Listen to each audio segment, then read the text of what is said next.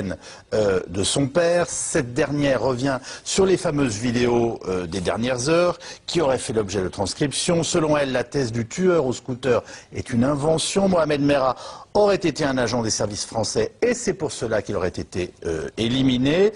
Il y a quelques instants, je vous le rappelle, le parquet de Paris contestait formellement cette thèse de l'avocate. Écoutons pourtant l'avocate du père de Mohamed Merah. Interview recueillie par Romain Clément et Grégory Roudier. Jusqu'à présent, on nous a servi à l'opinion publique une seule thèse, le tueur au scooter, responsable de cette mort. Il n'y avait pas d'autre choix face à ce type surarmé et qui était capable de faire face à 300 ou 400 policiers, même si on n'avait pas sur le palier 300, enfin des services spéciaux, on va dire. Plus, ce qu'on apprend aussi, c'est des relations très serrées avec des gens des services de renseignement qu'il connaissait apparemment depuis longtemps. Vous avez des documents là-dessus? Vous avez des preuves? C'est ce qui ressort des vidéos qu'il a enregistrées lui-même. Et qui sont donc précédentes au siège? Non, qui sont pendant le siège. Où il parle à des agents? Voilà, on lui envoie les gens qu'il connaît pour négocier. Et on lui propose de partir à l'étranger, de changer de nom, de l'exfiltrer en quelque sorte. Et qu'est-ce qu'il répond à ça? Et comme il refuse, on décide de l'éliminer.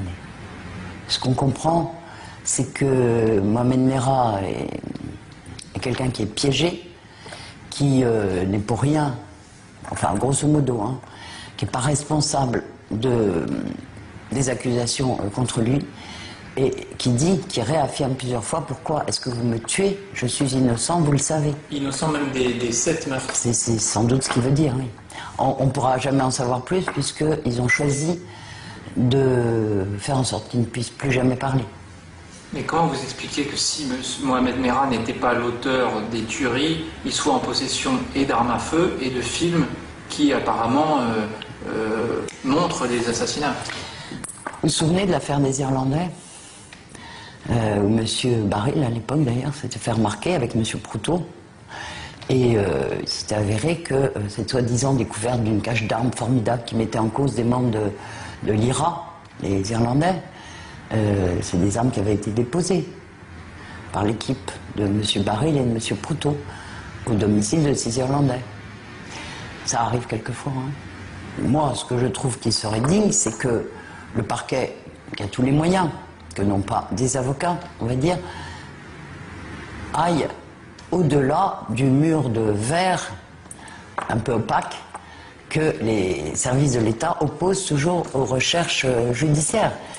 Que tout le monde joue le jeu pour les victimes. Pour les victimes et puis aussi, quand même, pour la famille de M. Merah, même si M. Sarkozy s'était permis de dire que c'est quand même honteux que le père d'un assassin ose demander une enquête. Voilà, je vous rappelle que les avocats du père de Mohamed Merah ont par ailleurs déposé plainte contre X pour meurtre avec circonstances aggravées.